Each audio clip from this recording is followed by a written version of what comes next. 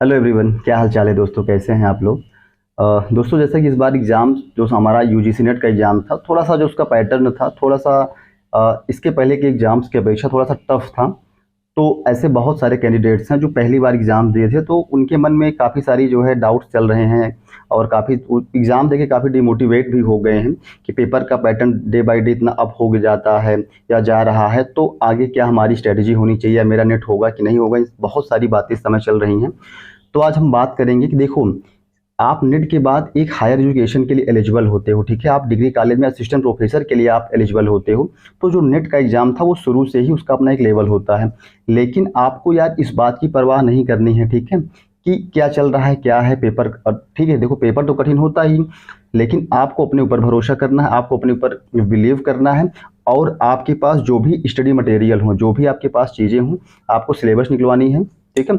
उसके बाद सिलेबस के अकॉर्डिंग आपको अच्छे से पूरा कवर करना है, ठीक है? आपके पास जो भी बुक्स हों, बहुत ज़्यादा बुक्स के पीछे नहीं भागना है कि अब क्या करें कि सिलेबस पूरी तरह से चेंज हो गया या पेपर क्वेश्चंस टफ हो गया है। देखो यार, आपको 100 में आउट ऑफ 100 तो लाना नहीं है, इसीलिए 55 से 60 परसेंटाइल जो है, इसकी 55 से 60% अगर आप जो है अटेम्प्ट कर लेते हैं तो आपका ईजिली हो जाता है, ठीक है? 150 क्वेश्चन ओवरऑल होते हैं, ठीक है? अगर आप वहाँ से 75 से 80 क्वेश्चन ले आते हैं, 80-85 क्वेश्चन ले आते हैं, तो आपका आराम से हो जाता है, ठीक है? इसीलिए इस जो एग्ज़ाम्स की कट ऑफ इतनी ज़्यादा नहीं जाती, ठीक है? 55 से 60 के आसपास रहती है, 50-55, 55 से 60 के आसपास वेरी करती रहती है। तो हम बात करेंगे कि अब हमारी आगे की बेस्ट स्ट्रेटजी क्या होनी चाहिए, ठीक है? देखिए, अब क्या है कि एग्ज़ाम तो हो गया है। अब आपको इस चीज़ के लिए बहुत ज़्यादा परेशान नहीं होना है कि अब पेपर हमारा ख़राब हो गया, तो इस बात को लेके अब बैठना नहीं है। अब आपको आगे दिसंबर में फिर आपको मौका मिलेगा। 6 महीने कैसे बीतते हैं ये मतलब जो कंपटीशन की तैयारी कर रहा है उससे भली-भाँति कोई नहीं जानता है, ठीक है? समय किस प्रकार से बीत रहा है, ये तो आप भली-भाँति इससे परिचित ही होंगे। तो अब आप ये करिए कि अब अभी से आप स्टार्ट कर दीजिए अपनी तैयारी करना, ठीक है? आपके पास जो भी प्रामाणिक किताबें हैं उस पे काम करिए, ठीक है? जो भी कहीं भी आपको कहीं कुछ डाउट लगता है तो आप बेझिझक कमेंट करिए। मैं अपना नंबर भी प्रोवाइड करवा दूँगा, मुझसे जो इतना हो सकेगा मैं गाइडेंस प्रोवाइड करवाऊँगा। क्योंकि स्टार्टिंग में मेरे साथ भी बहुत सारी समस्याएँ थीं, लेकिन मुझे सही जो है गाइडेंस मिला, इस वजह से मैंने इन एग्ज़ाम्स को इस तरह से कई सारे एग्ज़ाम्स को मैंने क्लियर किया। तो मुझसे जो भी हो सकेगा, क्योंकि मेरे चैनल को बनाने का उद्देश्य भी यही रहा है और बहुत सारे ऐसे कमेंट्स भी आए थे, तो मैं धीरे-धीरे अब थोड़ा-सा मैं रेगुलर रहने की कोशिश करूँगा अपनी स्टडी के अलावा। तो जो भी हो सकेगा मैं आपको वो गाइडेंस और मोटिवेशन प्रोवाइड करवाऊँगा।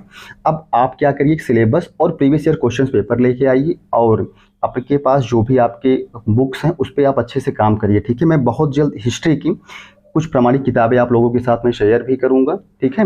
और आपको बिल्कुल ये नहीं घबराना है कि अभी तक आप ये किताबें पढ़ते चले आ रहे थे या इस वजह से जो है आपका नहीं हो रहा है, तो ऐसा कुछ नहीं है यार। किताबें देखिए, किताबें किसी भी राइटर की किताब गड़बड़ नहीं होती है, ठीक है? आवश्यकता ये होती है कि हमको उस किताब को कितनी बार हमने उसको पढ़ा है, ठीक है? तो जो भी आपके पास स्टडी मटेरियल हो आप उस पे अच्छे से काम करिए, प्रीवियस ईयर क्वेश्चन पेपर रखिए, कहीं भी कोई डाउट होता है तो आप बेझिझक होकर कमेंट करिए, ठीक है? मैं जो भी हो सकेगा उसका जेन्युइन सॉल्यूशन मैं प्रोवाइड कराने की कोशिश करूँगा। और क्योंकि अब ज़्यादा टाइम नहीं बचा है तो एग्ज़ाम आपका दिसंबर में होने वाला होगा, तो आप एक टारगेट बना के पढ़ाई करिए, ठीक है? मैं बताऊँगा कि आपकी क्या किस प्रकार से स्ट्रैटेजी बननी चाहिए, पर डे बाय डे का आपका टारगेट क्या होना चाहिए, ठीक है? अगर एक सही स्ट्रैटेजी के साथ आप चीज़ों को हैंडल करते हैं, चीज़ों को टैकल करते हैं, तो यार ये इतनी बड़ी परीक्षा कोई परीक्षा नहीं होती है। और सबसे बड़ी चीज़ ये होती है कि आपको अपने ऊपर भरोसा होना, ठीक है? कौन क्या कह रहा है, नेगेटिव लोगों से आप दूर रहिए। कौन क्या कह रहा है ये बिल्कुल मायने नहीं रखता है, ठीक है? और आप जिन भी टीचर से पढ़ रहे हो उनके बारे में थोड़ा सा आप जानते हो, ठीक है?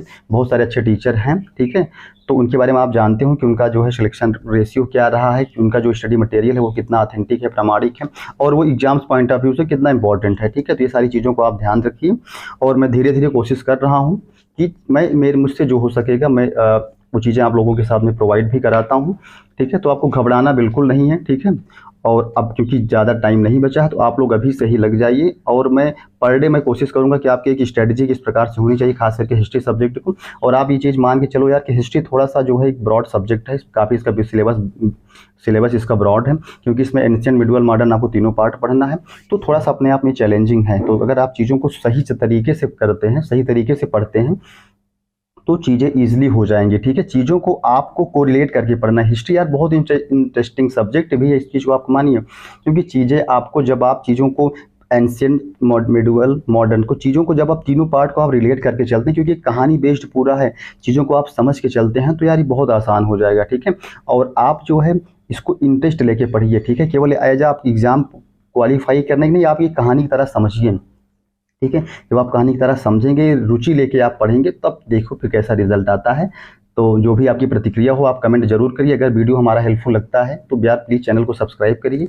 मेरा एक छोटा सा प्रयास है, ठीक है। अब आगे जो भी चीज़ें होंगी, अब कुछ शुरुआत बेहतर करेंगे आगे जो भी होगा, ठीक है।